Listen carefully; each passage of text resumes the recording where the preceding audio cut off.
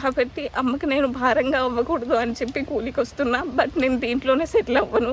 నా లైఫ్ గోల్ని కూడా చూసుకుంటాను.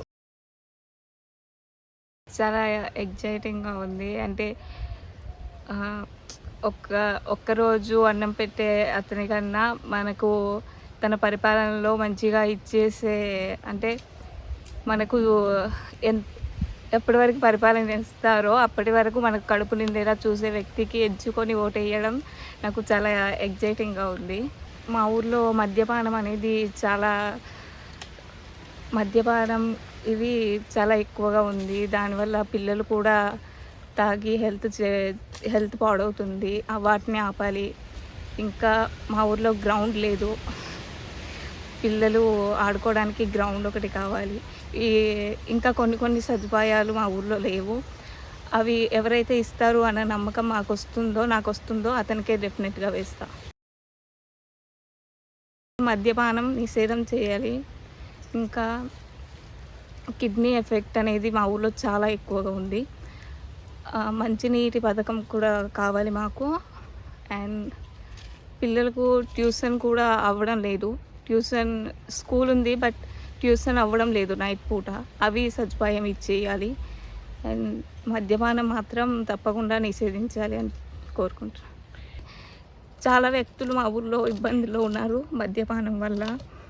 కాబట్టి మద్యపానాన్ని నిషేధించాలని కోరుకుంటున్నా. ఇప్పుడు వాళ్ళ అబ్బాయికి ఏమైనా ఇబ్బంది అయినా ఆ చిన్నపిల్ల పరిస్థితి ఫ్యూచర్ దెబ్బతింటుంది.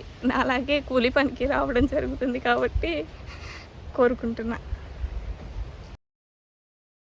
విషయం ఏంటంటే ఇంపార్టెంట్గా పల్లెటూరులో ఎక్కువ ఎవరైతే అంటే డబ్బులు కొంచెం ఎక్కువ మనీ ఉన్న వాళ్ళకే జాబులు అనేవి గవర్నమెంట్ తరఫున వచ్చేవి ఇస్తున్నారు.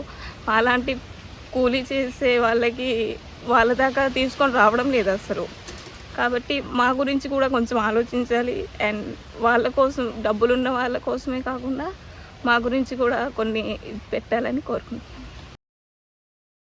నేను ఒక ఆర్టిస్ట్ని అవ్వాలనుకుంటున్నా. ఆర్టిస్ట్ ఎందుకు అవ్వాలనుకుంటున్నాను అంటే, ఆర్టిస్ట్ అయితే నలుగురు మనల్ని ప్రేమగా చూసుకుంటారు. అదే మన ఫ్యామిలీలో ఏదైతే ప్రేమ మనం పొందుతామో అదే ప్రేమ మనకు ప్రజలు ఇస్తారు ఆర్టిస్ట్ అయితే. అలాగే ఆర్టిస్ట్ అయి మంచిగా నేను సంపాదించుకున్నాక ఒక హౌస్ కట్టి అక్కకి ఇంకో అక్కకి గ్రాండ్గా ఊర్లో మ్యారేజ్ చేయాలని అనుకుంటున్నాను. నాలాంటి వాళ్ళు పల్లెటూర్లలో చదువుకోవడానికి చాలా ఇబ్బంది పడుతున్నారు. ఎందుకంటే ఇంటర్ అయిపోయిన తర్వాత పల్లెటూర్లలో పీపుల్స్ చాలా ఇదిగా మాట్లాడతారు. మేము కొంచెం ఎక్కువగా చదువుకోవాలనుకుంటున్నామన్నా వాళ్ళు అంటారు, మీకెందుకు చదువు, మీరు కూలీ పని చేసుకోండి, ఒకరింటికి పెళ్లి చేసుకొని వెళ్ళిపోతారు కదా, ఇలా మాట్లాడతారు. అబ్బాయిలకైతే వాళ్ళ అబ్బాయిలు కదా, వాళ్ళు జాబ్ చేస్తారు, మమ్మల్ని పోషిస్తారు అనే నమ్మకం మీద వాళ్ళకి చదివిస్తారు. కానీ వాళ్ళు ఇంటర్ దాకా చేస్తారు. వాళ్ళు ఇంటర్ దాకా చేసి మళ్ళీ పై సిటీకి వెళ్ళిపోతారు. అక్కడ కూలీ నాది పని చేసుకుంటారు. తర్వాత మేము వెళ్ళి అమ్మ వాళ్ళకి కన్విన్స్ చేసిన మమ్మల్ని చదివించారు. కూలీ పనికి అంకితం అయిపోతుంది మా లైఫ్.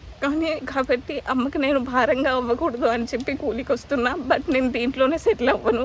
నా లైఫ్ గోల్ని కూడా చూసుకుంటాను.